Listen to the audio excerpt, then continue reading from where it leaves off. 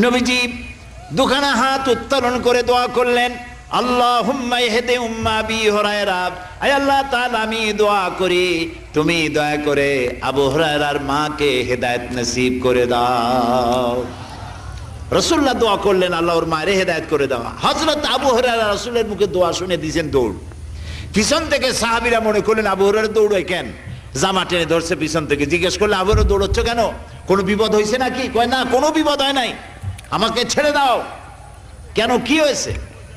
হযরত আবু হুরায়রা বলেন, সাহাবীরা আমাকে ছাড়ো, আমি দৌড়াইয়া বাড়ি গিয়ে দেখতে চাই। আমি আগে দৌড়াইয়া বাড়ি পৌঁছলাম, নাবি বাড়ি পৌঁছবার আগে আল্লাহ নবীর দোয়া আমার বাড়ি পৌঁছায়। সেই দুইটা জিনিসের কোনটা আমি দেখতে চাই।